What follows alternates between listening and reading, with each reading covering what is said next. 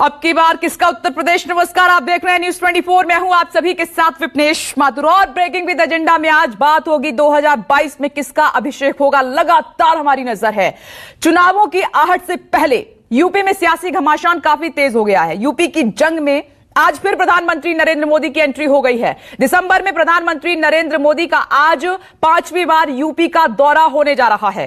प्रधानमंत्री आज प्रयागराज जाएंगे और जहां वो स्वयं सहायता समूह की महिलाओं के कार्यक्रम में शामिल होंगे। इस कार्यक्रम में पूरे यूपी से करीब 2 लाख महिलाओं के शामिल होने का दावा किया जा रहा है और प्रधानमंत्री महिलाओं के खाते में अनुदान एवं मानदेय की राशि ट्रांसफर करेंगे और इस दौरान सहायता समूह को 1000 करोड़ रुपए का ट्रांसफर होगा और जिससे कि लगभग 16 लाख महिलाओं को फायदा होगा। प्रधानमंत्री मोदी आज ही व्यापार सखियों और कन्या सुमंगल योजना की 1 लाख से ज्यादा महिलाओं के खातों में पैसे ट्रांसफर करेंगे। प्रयागराज के परेड मैदान में होने वाले इस कार्यक्रम में शामिल होने वाली करीब 2 लाख महिलाओं को प्रधानमंत्री उनको करेंगे। प्रधानमंत्री करीब 1 बजे प्रयागराज पहुंचेंगे और दूसरी तरफ यूपी के विपक्षी दल भी प्रचार अभियान में जुट गए हैं। काफी तेज कर दिया उन्होंने प्रचार अभियान अपना। समाजवादी पार्टी मुखिया अखिलेश यादव आज मैनपुरी में समाजवादी विजय यात्रा निकालेंगे और यह यात्रा मैनपुरी से एटा तक जाएगी और उनकी विजय यात्रा का यह 8वां चरण है। अखिलेश यादव विजय यात्रा के साथ चुनावी शंखनाद भी करेंगे। वहीं केंद्रीय गृह राज्य मंत्री की बर्खास्तगी के मुद्दे पर विपक्ष पीछे हटने को बिल्कुल भी तैयार नहीं है। संसद में आज टेनी को एक सवाल का जवाब देने के लिए आना है, लेकिन टेनी आएंगे या नहीं इस पर सबकी नजरें बरकरार हैं और पत्रकार से बदसलूकी के बाद टेनी फिलहाल किसी सार्वजनिक समारोह में नहीं दिखाई दे रही हैं। यूपी की सियासत से जुड़ी इन्हीं खबरों पर आज रहेगी हमारी नजर। 4 तस्वीरें आपकी टीवी स्क्रीन पर और प्रधानमंत्री के कार्यक्रम के लिए प्रयागराज में तैयारियां पूरी हो चुकी हैं बड़े स्तर पर। प्रयागराज के परेड ग्राउंड से देखिए हमारे संवाददाता पंकज चौधरी की रिपोर्ट। महिलाओं की आत्मनिर्भरता को लेकर महिला सशक्तिकरण का प्रोग्राम आज संगम नगरी प्रयागराज में रखा गया है। हम आपको दिखाएंगे कि किस तरह से कितनी भव्यता से प्रधानमंत्री नरेंद्र मोदी का यह प्रोग्राम रखा गया है। आपको पीछे दिखाएंगे जो मंच है वो मंच का दृश्य हम आपको दिखाएंगे किस तरह से ये मंच बनाया गया अपने आप में बहुत ही अद्भुत है। आपको दिखाएंगे जो यहाँ पे कुर्सियाँ लगाई गई हैं वो तमाम अभी खाली, चूंकि अभी समय निर्धारित जो है वो 1 बजे का है, इसलिए अभी यहाँ पर लोग आ नहीं पाए हैं। हम आपको बताएंगे जिस तरह से यहाँ पे जो व्यवस्थाएं की गई हैं वो काफ़ी जबरदस्त तरीके से जो व्यवस्थाएं हैं वो की गई है। हम आपको बताएंगे कि यहाँ पर जो सुरक्षा व्यवस्था को लेकर जो बंदोबस्त किए गए हैं वो अपने आप में बहुत ही अद्भुत है। आपको बताएंगे 11 IPS अफसरों की तैनाती यहाँ पे की गई है। 15 PSC RF के कंपनी लगाई गई है। 30 HP की ड्यूटी लगाई गई, साथ ही साथ 70 SP को अलर्ट मोड पर लगाया गया है। 135 इंस्पेक्टर की ड्यूटी लगाई गई है। 15 उप निरीक्षक की ड्यूटी लगाई गई। 3000 महिला सुरक्षा कर्मी की ड्यूटी लगाई गई है। 4000 पुलिस दीवान की ड्यूटी लगाई गई। उसी तरह से 9000 पुलिस कर्मियों की ड्यूटी लगाई गई। तो सुरक्षा व्यवस्था को लेकर जो चाक चौबंद व्यवस्था की गई है प्रयागराज में वो अपने आप में बहुत महत्वपूर्ण है। आसपास के जिले से जो भी लोग आ रहे हैं उनको काफी जांच पड़ताल करने के बाद यहाँ भेजा जा रहा है। महिलाओं की बात की जाए तो महिलाओं को शाम को ही देर शाम को ही यहाँ पर सारी महिलाएं पूरे उत्तर प्रदेश से जहाँ जिस जिले से आनी थी उन्हें यहाँ पर बुला लिया गया था और उनके रहने की व्यवस्था इलाहाबाद के जिला विद्यालयों में की गई थी। संगम नगरी प्रयागराज से पंकज चौधरी, न्यूज 24। तो दिल्ली से लेकर उत्तर प्रदेश तक हमारी नजर है। आज का दिन काफी अहम रहने वाला है।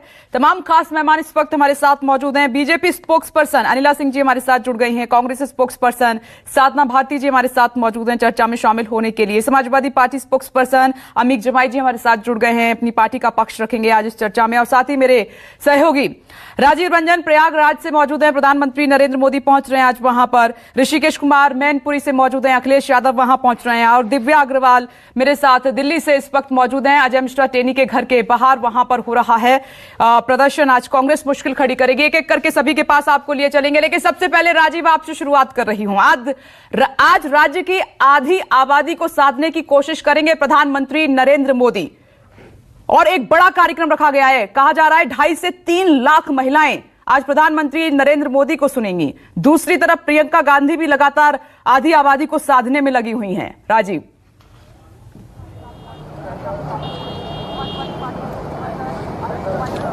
देखिए विपनेश, इसमें कोई दो राय नहीं। अगर वोट बैंक के लिहाज से आप महिलाओं को देखेंगी तो सिर्फ ये आधी आबादी नहीं है बल्कि आधा वोट बैंक है अगर महिलाओं को साध ले, कोई अकेले कोई महिलाओं को साध ले पार्टी।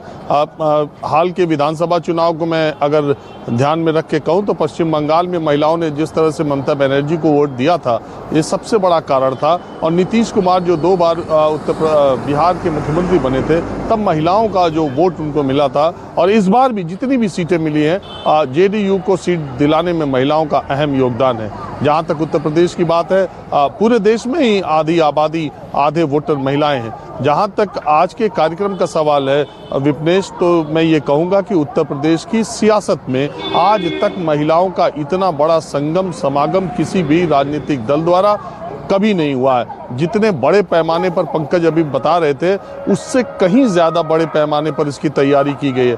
मैं सिर्फ आपको ये बता दूं कि 92 स्कूलों में कल रात को ही महिलाएं पहुंच गईं और बड़ी संख्या में महिलाओं के रुकने, खाने, पीने, आने जाने का इंतजाम किया गया। मेरे पीछे जो भी बस आप देखते हुए, जो भी बस गुजर रही है मेरे पीछे आप देखिए, वो सारी महिला सशक्तिकरण का बैनर पोस्टर लगाए हुए गुजर रही हैं। और इलाहाबाद के जो 4 रास्ते हैं, जो नैनी से आता है, जो झूसी से आता है, जो लोग इलाहाबाद को जानते हैं, जो कानपुर से आता है, जो फाफामऊ फूलपुर से आता है, ये सारे सड़कों पर इस वक्त महिला सशक्तिकरण वाली बैनर पोस्टर से भरी बसें प्रयागराज की तरफ आगे बढ़ रही हैं। पहले भी आ चुकी है। तो पूरे प्रदेश की 2.5 लाख महिलाओं को इकट्ठा करने का प्रयास है। स्वयं सहायता समूह के जो महिलाएं हैं, 1,10,000 रुपए प्रति सहायता समूहों के हिसाब से करीब 10 अरब 1,000 करोड़ रुपए डाले जाने की बात है। चुनाव के ठीक पहले महिलाओं के खाते में ये पैसा आएगा। 20,000 ऐसी महिलाएं भी हैं जो सखी योजना है, उसमें 4,000 रुपए उनका जो वेतन के तौर पर 4,000 रुपए आज मुख्यमंत्री आदित्यनाथ भी वहां से ट्रांसफर करेंगे। तो एक बड़ी उत्तर प्रदेश की आबादी को आज उसके खाते में पैसा मिलेगा। चुनाव की घोषणा से ठीक 2 हफ्ते पहले वाले मंगलवार को, आज मंगलवार का दिन भी है। विपनेश, दूसरी एक बात बता दूं, हालांकि अभी इसकी आधिकारिक पुष्टि नहीं हुई है, मुझे किसी अधिकारी ने बताया है कि प्रयागराज के प्रशासन को इस बात की सूचना इत्तला दी गई है कि हो सकता है कि प्रधानमंत्री आज संगम स्नान भी करें। माघ मेला अगले महीने शुरू होने वाला है। माघ मेला भी बड़े पैमाने पर होता है, तो इस बात की भी संभावना है कि अपने 2.5 घंटे के कार्यक्रम में संगम दर्शन या स्नान करने के लिए प्रधानमंत्री उधर भी जाएं। तो एक तरफ से भारतीय जनता पार्टी, देखिए, कोई कोना न तो प्रधानमंत्री छोड़ रहे हैं उत्तर प्रदेश का, और न तो कोई तबका छोड़ रहे हैं। चाहे वो महिलाओं की बात हो, छात्रों को, अभी मैं आपको आगे बता दूं, 21 तारीख आज है, हम बात कर रहे हैं। 23 तारीख को प्रधानमंत्री बनारस आ रहे हैं। 25 तारीख को लखनऊ के अटल बिहारी वाजपेयी स्टेडियम में 1 लाख युवाओं को, और उसमें भी 38 लाख युवाओं ने पंजीकरण करा दिया है। 1 लाख युवाओं को लैपटॉप बांटे जाने की योजना है। 38 लाख का रजिस्ट्रेशन हो गया।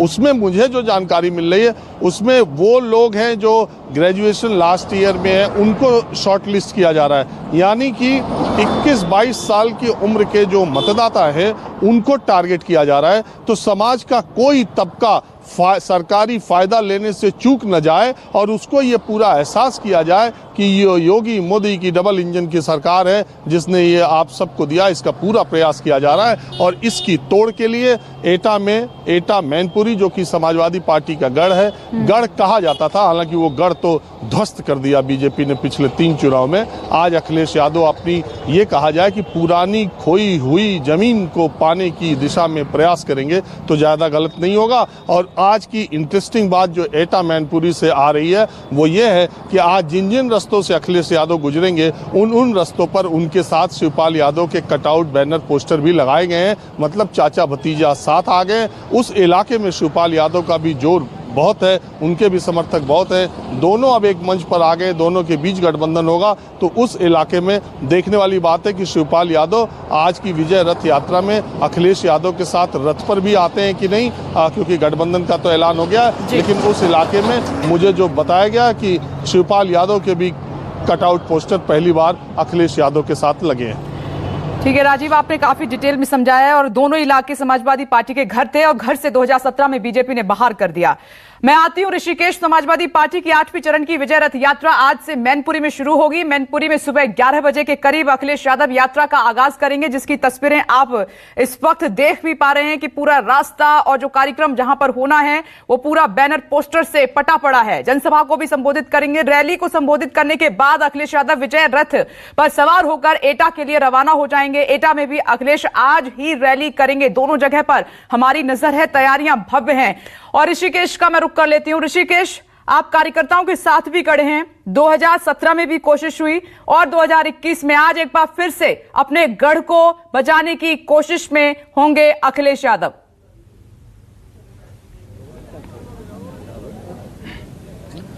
विपनेश, देखिए जो राजीव जी बोल रहे थे कि क्या शिवपाल यादव उनके साथ आज मंच शेयर करेंगे, उसकी एक तस्वीर आप देखिए। अभी भी भले ही ऐलान हो गया है, लेकिन जितने भी यहाँ पे मैं पोस्टर देख रहा हूँ, जहाँ पे अब से थोड़ी देर के बाद अखिलेश यादव आएंगे, विजय यात्रा की शुरुआत कर रहे हैं, वहाँ पे अभी भी शिवपाल यादव कम से कम पोस्टर पे नहीं दिख रहे हैं। जो प्रगतिशील समाज पार्टी और जिसके मुखिया है शिवपाल यादव, उनका ये गढ़ रहा है। चूंकि मुलायम सिंह यादव यहाँ से लोकसभा सांसद हैं, इतने वक्त लंबे वक्त तक सत्ता में वो साझेदार रहे थे, तो लोगों की नजर है कि क्या शिवपाल यादव यहाँ पहुँचते हैं। लेकिन कहा जा रहा है कि विलय की प्रक्रिया हो रही है और विलय के बाद चीज हो जाएगी। शिवपाल यादव दिख नहीं रहे हैं, लोग कह रहे हैं उनके समर्थक हैं यहाँ, उनके समर्थक यहाँ हैं, शिवपाल सिंह के समर्थक यहाँ हैं, खड़े हुए शिवपाल सिंह के समर्थक यहाँ हैं। क्या आप ये दिख नहीं रहे शिवपाल जी? अभी भी कुछ दिन होना बाकी है क्या? जी अभी विलय नहीं हुआ है, अभी जो है गठबंधन है, विलय नहीं है। शिवपाल जी नहीं दिख रहे हैं। शिवपाल जी इसलिए नहीं दिख रहे हैं कि चाचा के भी प्रोग्राम कई लगे हुए हैं और 2-1 दिन में आपको दिखने लगेंगे। साथ साथ क्यों गठबंधन है, विलय नहीं हुआ अभी। क्या शिवपाल जी के पोस्टर बहुत दिख रहे हैं, लेकिन बहुत कमतर दिख रहे हैं? देखिए, हम लोग कानपुर से आए हैं और हम लोग को इस विषय की मतलब पूरी जानकारी नहीं है। बाकी सब एक हो गए हैं, सत्ता बदल रही है, सब समझ गए हैं। क्या शिवपाल जी? देखो, चाचा तो अपने हैं, चाचा बैर तो कहीं रहा नहीं है और चाचा तो भाई बिना चाचा के आशीर्वाद के भतीजा भाई। और जैसे घर में 4 सदस्य हैं तो जानते हो आप, लेकिन ये चाचा हमारे अपने हैं और आज नहीं तो कल सब साथ ही मिलके हैं। और चाचा के लोग तो यहाँ हैं भाई, यहाँ बहुत चाचा के जितने भी बड़े बड़े लोग हैं, पदाधिकारी हैं, वो तो सब यहाँ हैं। रास्ते में उन्होंने होर्डिंग भी लगाई है। मैनपुरी के जो पदाधिकारी हैं, समझौता हो गया, चाचा भतीजे की बात रहेगा नहीं, अब तो वो एक ही हो गए, चाचा भतीजे। शिवपाल यादव के पोस्टर जरूर थोड़े बहुत दिख रहे हैं, लेकिन जो अभी जिस भव्यता के साथ शिवपाल यादव को आना था समाजवादी पार्टी के साथ, अखिलेश यादव के साथ, वो तस्वीरों का लोग इंतजार कर रहे हैं। लेकिन ये बातें बिल्कुल तय है कि 2017 में इसी मैनपुरी में जो समाजवादी पार्टी का गढ़ रहा और कई दशकों तक गढ़ रहा, 4 विधानसभा में से 1 सीटें बीजेपी के खाते में गई थी, बीजेपी ने खाता खोला था। लेकिन इस बार परिस्थितियां बदली हुई है और कहा जा रहा है कि 2019 से अलग हटकर जब 2022 के विधानसभा चुनाव यहाँ होंगे तो तस्वीरें उल्टी दिखेगी। और जो 7-8 जिले हैं, ऋषिकेश आप नजर बनाए रखिएगा। मैं दोबारा आपके पास आती हूँ क्योंकि मेहमान भी जुड़े हुए, मुझे चर्चा की भी शुरुआत करनी होगी। लेकिन एक बार मैं दिल्ली का रुख कर लेती हूँ जल्दी से। दिव्या अग्रवाल वहां पर मौजूद है। तो दिव्या, आज तो काफी हलचल रहने वाली है, प्रदर्शन की पूरी तैयारी कर ली है कांग्रेस और तमाम विपक्षी पार्टियों ने। टेनी को घेरेंगे आज?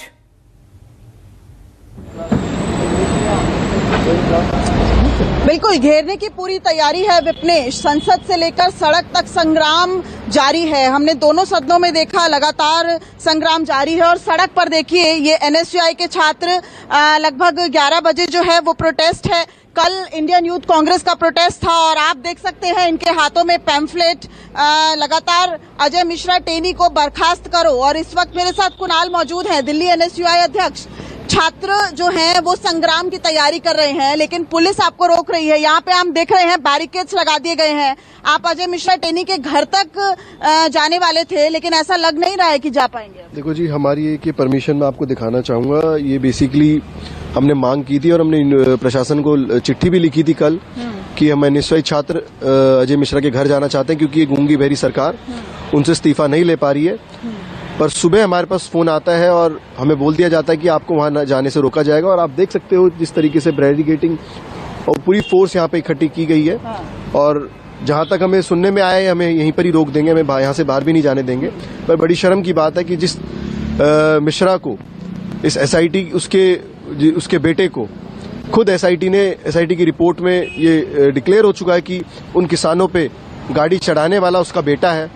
उसको आज ये गूंगी बहरी सरकार ना तो उसे पार्टी से निकालती है और ना ही पद से निकालती है और ना ही वो इस्तीफा देता है, और वो पार्लियामेंट के अंदर जाता भी है। और जिस तरीके से वो कल भी पार्लियामेंट के अंदर गया और वो आज भी जा रहा है, तो हमारी मांग इस गूंगी बहरी सरकार से यही है कि इसको जल्द से जल्द इसको इस्तीफा देने, इसकी मांग इस्तीफे की हो, और साथ ही साथ इसके बेटे को तुरंत जेल के अंदर डाला जाए। ठीक है दिव्या, मैं आऊंगी दोबारा आपके पास। मैं जरा चर्चा की शुरुआत कर लेती हूं। लोकतंत्र में विरोध प्रदर्शन का तरीका आप लगातार अपनाते रहे हैं। ठीक है दिव्या, मैं आती हूँ, आप आगे बातचीत अपनी जारी रखिएगा, मुझे चर्चा की शुरुआत करनी है। और हम लगातार अगर ये बात कहते हैं कि लोकतंत्र खतरे में है, तो वो इसीलिए कहते हैं कि सदन में अगर सांसद आवाज उठाते हैं तो 12 सांसदों को निलंबित किया जाता है। ठीक है, आते हैं दिव्या, और मैं चर्चा की शुरुआत अनिला जी आपसे करना चाह रही हूँ। अनिला जी, एक सीधा सवाल है, उत्तर प्रदेश में आप शिलान्यास, लोकार्पण, उद्घाटन, बड़ी सौगातें पूरे उत्तर प्रदेश वासियों को दे रहे हैं। आज देखिए, महिलाओं को, आधी आबादी को संबोधित करेंगे, उनको तोहफे दिए जाएंगे, लेकिन बीजेपी अजय मिश्रा टेनी को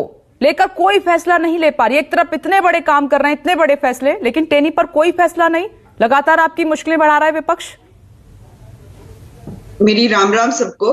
और मुझको लगता है कि अजय मिश्रा टेनी जो हैं वो कैबिनेट में मिनिस्टर हैं, और उनके साथ जो होना है नहीं होना है, वो अपने पद पे रहेंगे नहीं रहेंगे, मुझको लगता है कि सीनियर लीडरशिप, जो कैबिनेट सीनियर लीडरशिप है, उसके ऊपर छोड़ देना चाहिए। आज का जो दिन है वो महिलाओं का, एक तरीके से मैं कहूंगी कि उनके एम्पावरमेंट का, उनका सशक्तिकरण का उत्सव का दिन है, और उस उत्सव को हमें मनाना चाहिए, एक महिला होने के नाते भी, और उत्तर प्रदेश की निवासी होने के नाते भी, और एक भारतीय निवासी होने के नाते भी। आज प्रधानमंत्री जी उत्तर प्रदेश में आ रहे हैं। प्रयागराज में जिस प्रकार का आप संगम देखेंगी, वो अपने आप में अद्भुत होगा, अद्वितीय होगा, इसमें कोई दो राय नहीं है। जब से भारतीय जनता पार्टी की सरकार केंद्र में आई है, या मैं कहूं उत्तर प्रदेश में आई है, महिला सशक्तिकरण के लिए अलग अलग क्षेत्र में कदम उठाए गए हैं, जिससे कि वो सशक्त भी रहें और सुरक्षित भी रहें। हमें याद होगा कि जब प्रधानमंत्री जी ने शपथ ली थी, तो जो प्रायोरिटी की लिस्ट बनती है, उसमें विमेन एम्पावरमेंट जो है वो एक प्रमुखता विषय की तरह उन्होंने अपने एजेंडा में लिया था। बेटी बचाओ बेटी पढ़ाओ जो उन्होंने लॉन्च किया था, वो कैंपेन, वो ये था कि सेक्स रेशियो को बेहतर किया जाए। बेटियां कम होती जा रही हैं, बेटे बढ़ रहे हैं, तो कहीं ना कहीं वो जो इम्बैलेंस होता है उसको इम्प्रूव करना था। अपोजिशन ने उसको दूसरी तरीके से ले गए, पर हमने देखा कि सेक्स रेशियो में इंप्रूवमेंट हुआ जब बेटी बचाओ बेटी पढ़ाओ के कैंपेन के बाद। उसी प्रकार से आप कोई भी क्षेत्र देख लीजिए, शासन में देख लीजिए, प्रशासन में देख लीजिए, शिक्षा में देख लीजिए, व्यापार में देख लीजिए, कहां पर महिलाएं सुरक्षित और सशक्त नहीं हुई हैं। सबसे बड़ी जो टूल होता है ना, आप महिला को एम्पावर कर दीजिए, उसको सशक्त कर दीजिए, उसको फाइनेंशियली सोशली एम्पावर कर दीजिए, तो वो अपने आप जो है 100 दुश्मनों से वो लड़ लेगी, चाहे वो घर के अंदर के दुश्मन हो, चाहे घर के बाहर के दुश्मन हो। ये चीज दिमाग में रखी गई। तो शिक्षा में किस प्रकार से हमारी बच्चियां आगे बढ़ें, उनको ज्यादा से ज्यादा वो शिक्षित हों, तो उसके लिए प्रयास किया गया। हाल फिलहाल में आपने देखा होगा कि एक बड़ी तगड़ी डिबेट चल रही है, और मुख्यतः कुछ राजनीतिक दल के मेंबर ऑफ पार्लियामेंट्स भी, इंक्लूडिंग मेंबर ऑफ पार्लियामेंट्स भी इस चीज का विरोध कर रहे हैं कि बच्चियों की उम्र जो है 18 से भी कम कर दो, बढ़ाकर 21 क्यों कर रहे हो। हम जानते हैं 21 साल में बच्ची जो है ग्रेजुएट हो जाती है, बहुत सारे लाभ उसको मिलते हैं, उसकी सोच बड़ी हो जाती है। अंग्रेजी में कहा जाता है when you educate a boy you are educating a person, when you are educating a girl you are educating a family। Family जब एम्पावर्ड होगी, एजुकेटेड होगी, तो आप समझो फैमिली करके गांव, शहर, वो देश सशक्त होता है। तो राइट फ्रॉम स्वच्छ भारत मिशन टू प्रधानमंत्री आवास योजना से लेकर, और आप ये देखो ना, जब पासपोर्ट में अब ऐसा नहीं है कि आपको हस्बैंड्स नेम की ही जरूरत है। अगर आपको पासपोर्ट बनाना है अपने बच्चे का, माँ अगर विडो है या फिर डिवोर्सी है, उसके नाम से भी बच्चे का पासपोर्ट बन सकता है। और सबसे बड़ी बात यह है कि हमने देखा है कि किस प्रकार से, चाहे वो प्रेगनेंसी टर्मिनेशन एक्ट में इंप्रूवमेंट हुआ है, सरोगेसी एक्ट लाकर क्रिमिनलाइज किया गया है। सरोगेसी कितना बड़ा यहाँ पे स्कैंडल हुआ करता था।